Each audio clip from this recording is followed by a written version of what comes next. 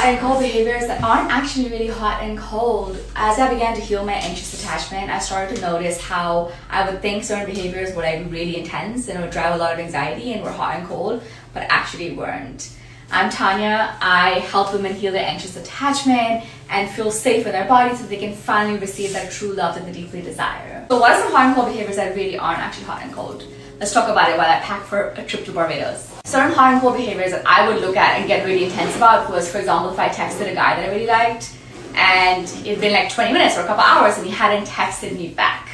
That's not really hot and cold behavior because no one owes you that, especially not in early dating. Or, for example, like thinking that he's really high energy and excited to talk to you one day and the next day you notice that the tone shifts and he seems like low energy, right? And a lot of us will spiral when you're struggling with anxious attachment and think, oh my God, he doesn't like me anymore. When in reality, he could have just had a bad day at work or just had something that he's going through that he's not ready to share because he doesn't have to so early in the dating phase. I'm from a dysregulated nervous system. Everything feels really heightened, right? And these all feel like hot and cold behaviors. What are some examples of some real hot and cold behavior? Okay, so one would be breadcrumbing. So breadcrumbing and showing interest, but then when you respond back, he kind of backs off and gets cold. This was like a major pattern for me when I was in a 6-month-long situationship during COVID. And he would like text me, and then when I would respond, suddenly he would just go quiet. It's about being really serious, but then will disappear for days or weeks at times. The third one I would say would be someone who is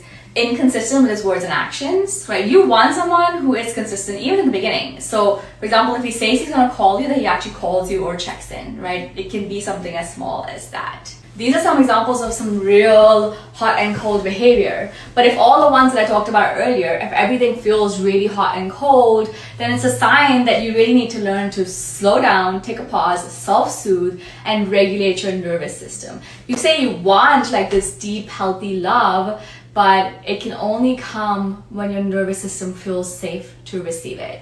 And if you want some help working out some of that anxiety and learn some self-soothing tools, I have a really great free audio that is a meditation / hypnosis that you can use to help reduce your anxiety and regulate your nervous system.